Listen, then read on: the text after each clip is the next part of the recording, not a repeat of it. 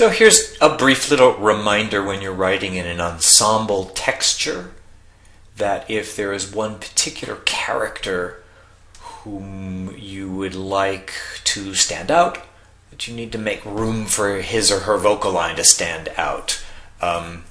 Listen, I'm a big proponent of multi-textured things and text happening simultaneously and overlapping and so on. So I'm not advocating one voice at a time and then everybody goes to whole notes and then another voice, or silence on the left-hand side and then, well, the right-hand side sings. That's not what I'm advocating here.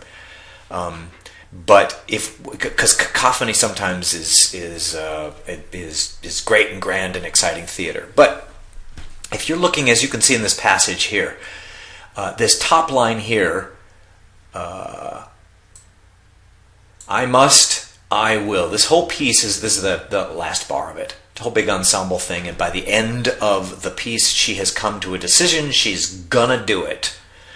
And you can see that her voice is buried in the. We're never going to hear her because of all this stuff. Ba ba ba ba ba la la la. We're never going to hear her sticking out. Again, if that's not your purpose, if you don't want her to stand out, that's fine. I'm not suggesting that you have to clear this out every single time so we hear every single syllable. I'm saying in the case in which this is a story point or a decision, or you really, really need to hear her, you gotta be careful that the ensemble texture isn't thick like this. You want to clear it out so we can hear her. That doesn't necessarily mean silence. It might mean silence. It might mean, quieting the other voices, or it might, but at any event, it means making sure they're not busy and making sure they don't have this kind of figure.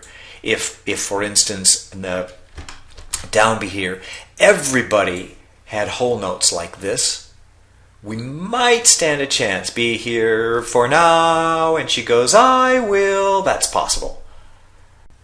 So to summarize, I am advocating for plenty of different texture, but when you've got a character whose vocal line you need to hear for plot reasons, make sure you design the ensemble underneath in such a way that that vocal line sticks out. A couple ways to go about it, but the important thing is that we can hear it above everybody else.